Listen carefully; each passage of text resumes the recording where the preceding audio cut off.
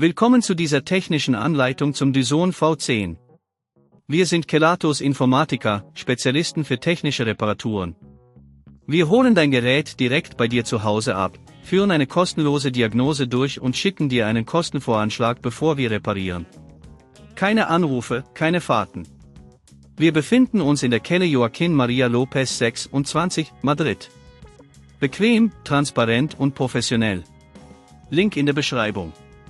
Wenn dein Dyson V10 komische Geräusche macht, kann das auf einen Defekt im Motor oder im Filter hinweisen. Solche Geräusche entstehen häufig, wenn sich Schmutz oder Ablagerungen im Gerät festsetzen. Wenn du das Problem nicht zeitnah behebst, kann es zu schwerwiegenden Schäden kommen, die teurere Reparaturen nach sich ziehen.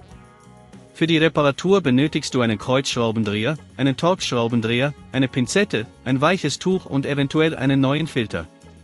Zuerst solltest du das Gerät vom Stromnetz trennen und alle Zubehörteile abnehmen. Beginne damit, die Schrauben an der Gehäuseunterseite zu lösen, wobei du darauf achtest, die Schrauben gut zu sortieren, damit du sie später wieder richtig einsetzen kannst. Wenn du das Gehäuse geöffnet hast, überprüfe den Motor und den Filter auf Verschmutzungen. Der Motor befindet sich im oberen Teil des Geräts. Achte darauf, dass du die Kabelverbindungen nicht beschädigst, während du den Motor vorsichtig herausziehst. Wenn du den Motor herausgenommen hast, kannst du die Pinzette nutzen, um eventuelle Ablagerungen zu entfernen.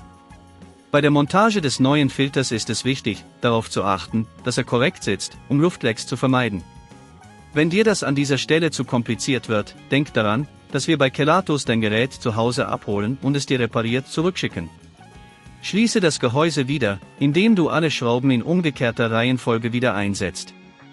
Achte darauf, dass alle Teile festsitzen, und überprüfe, ob das Gerät nach der Reparatur wieder normal funktioniert. Um zukünftige Probleme zu vermeiden, empfehle ich, den Filter regelmäßig zu reinigen und darauf zu achten, dass sich keine großen Partikel im Gerät ansammeln. Wenn du kein Risiko eingehen willst, bei Kelatos holen wir dein Gerät ab, reparieren es und liefern es dir nach Hause, in der ganzen Schweiz. Link in der Beschreibung.